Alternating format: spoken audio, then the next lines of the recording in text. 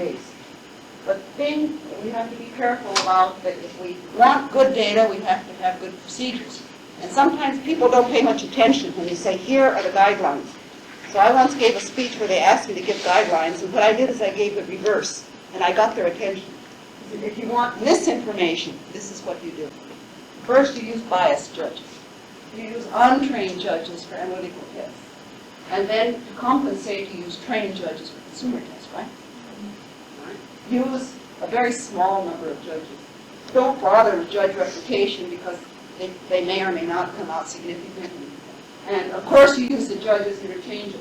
Now if this doesn't give you enough information, if this is not enough, then just use your own judgment. Okay?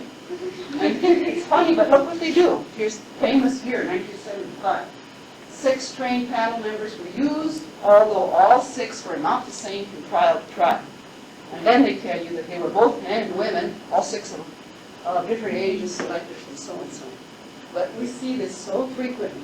Anybody with a nose and a mouth who walks by, you just grab them and have them test. You know, after all, people are all created equal, and it doesn't make any difference. But people are not created equal.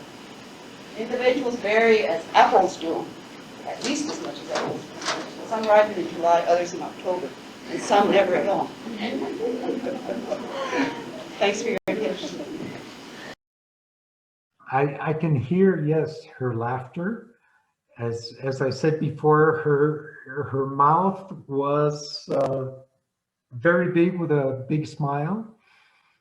And the way that she laughed had a tone that vibrated.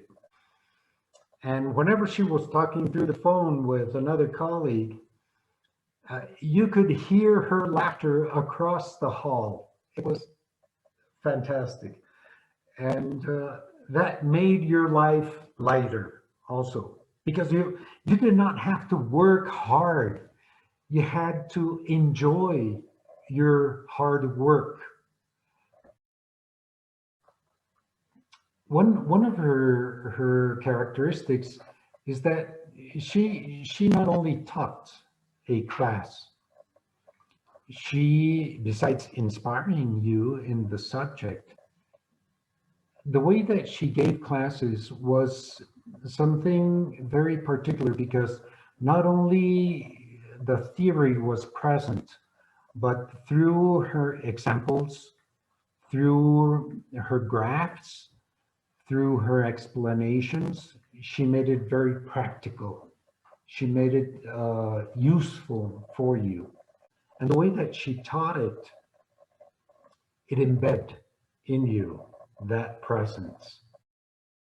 She worked very hard. She graded all of her own exams. She was always in the lab. She was very meticulous. She was incredibly detail oriented. And it was very much a hallmark that you needed to do it exactly right or you did it again. I think she worked all the time. I mean, she literally was there from morning until night. I swear, I mean, she had a great sense of humor, and it was always interesting because you'd leave in the evening, sometimes later, and you come in the morning and there was already like a little cartoon or something on your desk. And so I'm going, when was she here? When did she do this? When did she find this? So I think she was constantly reading. She was constantly writing. She had a lot of correspondence around the globe. And so she was constantly at her typewriter, you know, typing notes and letters. And then of course she had her class, you know, her teaching requirements. She had a great sense of humor, though, just a great sense of humor. They were retrofitting the labs for earthquake, you know, control, because we lived in California.